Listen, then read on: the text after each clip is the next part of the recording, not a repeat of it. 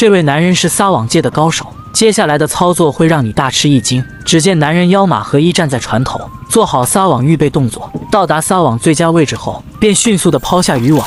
抛出去的渔网正中池塘的中央，渔网的幅度也是非常大。男人开始抓紧绳索，将渔网拖到船边。紧绷的绳索预示着下方必定有渔获。此时船只也向着渔网的方向移动。正在这时，渔网下方的渔获开始发力，直接将男人从船上拖了下水。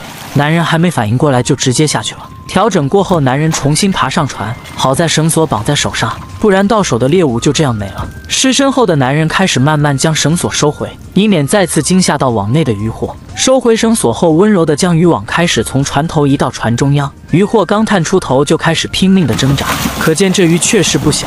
男人使尽全力才将渔获牢牢地控制住，船只也快速地往后退。处理好渔网上的杂草后，男人试图用双手抱住渔获，将其拖入船内。调整最佳的手势，便一把它抱入船舱内。享受到公主抱的渔获并没有做出太大的挣扎，一旦失去怀抱的巨物，性情立马大变。在男人双手不断的抚摸下，才开始慢慢的平静下来。此时的摄像三炮才敢靠近去查看。现在男人要处理鱼身上的渔网。男人是十里八村出了名的撒网高手，一旦被男人的眼睛扫射过的水域，都能迅速的锁定渔获所在的位置。鱼身上的鱼鳞和身形十足像鲤鱼。刚取出渔网，渔获的性情也开始躁动不安。好在有男人双手进行抚摸，才得以平静。看这鱼的体型，目测应该有30-40斤。经过分析，这是一条鲤科鱼类中个体最大的品种，名叫巨仙罗鲤。这条鱼足够他们吃上好几天。3天后，男人再次来到河流域附近的鱼塘，抛洒出去的渔网画出巨大的包围圈。这一网下去必定有渔获。为了避免被渔获拖下水，男人直接光着膀子来到这里，也是为了被拖下水做准备。随着船只不断的向左转动，渔网上的绳索也开始紧绷起来，防止到手的猎物逃脱。船上的助手开始下水帮忙协助，潜下水更加清楚渔获所在的位置。锁定好渔获所在的位置后，助手再次潜下水协助男人将鱼拖入船内。拖入船内的鱼竟然又是一条鲤鱼，这条鱼比3天前捕获到的鲤鱼要小一点。船内还有2条体型不错的巴沙鱼，还有2条较小的鲳鱼，是男人之前在水塘里用撒网捕获到的。撒网能抓到这么大的鱼确实很少见，从大鱼身上取下渔网是一件技术活，随时能感受到大鱼挣扎的活力。取出渔网的时候必须要温柔小心对待。好在男人有30年的捕鱼经验，对待鱼就像对待自己儿子一样那么温柔。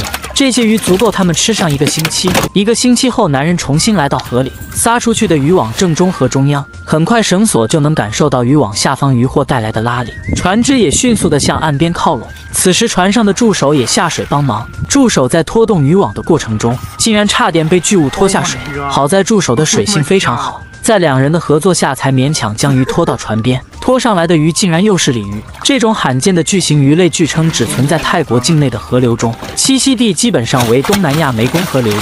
这种巨仙罗鲤成年体型最大可达到300公斤。取下渔网后，接下来就由男人的表弟表演。整理好渔网后，瞬间将网撒向河中，巨大的弧形划过空中落入水里，紧接着就要收回渔网。收网的过程中，并没有感受到渔网下方有巨物。岸边小伙静静地看着男人接下来的操作，等待小表弟缓慢提起渔网的时候，渔网下方豁然挂着一条渔获。清洗渔网下方淤泥后，便提入船内。看这鱼的身形就像一条驼背鱼，这种鱼也叫弓背鱼，从它的形状而得名。这种鱼性情比较温和，基本上以小鱼小虾为主食，在尾部下方还有黑色的斑点，眼睛长在嘴巴上方。看这种鱼好像驼背了好久，活动起来也比较缓慢。处理好渔获后，继续向河里撒网。这一撒网也是非常的漂亮。等待渔网沉下水后，便可以收网。在拖拉的过程中，绳索瞬间传递强大的拉力，小表弟不得不弯曲身体进行平衡控制。人与鱼进行一轮拉扯的过程中，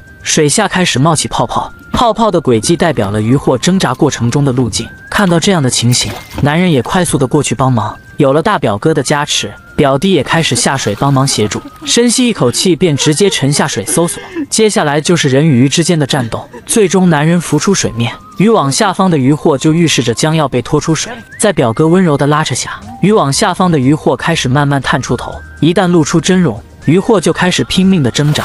最终在男人强大的臂力下，巨物才败下了阵。又是一条鲤鱼，在挣扎之中，对鲤鱼更加的情有独钟。船边上的一条巴沙鱼并没有被男人相中。这种红色的巨仙罗鲤非常的稀少。据了解， 21世纪世界上野生的红暹罗鱼不到100条，因此这里的人对这种鱼有特别对待。